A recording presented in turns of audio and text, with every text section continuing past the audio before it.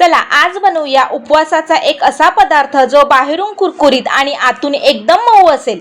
इथे मी 1 वाटी भगर आणि 1 वाटी साबुदाणा अगोदरच 2 तास भिजवून घेतले। आता मिक्सरच्या भांड्यात दोन्ही घेऊन त्यात जिरं, हिरव्या मिरच्या आणि 2 चम्मच दही घालून पाण्याचा वापर न करता मस्त असं वाटून घेऊया। आता या मिश्रणात एक कच्चा बटाटा किसून घालूया। मग भरपूर दाण्याचा कूट आणि चवीनुसार मीठ टाकून हे व्यवस्थित मिक्स करून घेऊया। आता तव्यावर किंवा पॅनवर थोडं तेल किंवा थोडं तूप सोडून हाताने छोटे चपटे वडे थापून मंद आचेवरती 5 मिनिटं झाकून ठेवून दोन्ही बाजूनी खमंग असे भाजून घेतले ना की तयार आहेत उपवास स्पेशल आपले भगर आणि साबुदाण्याचे वडे। मस्त दही सोबत एन्जॉय करून खाऊया।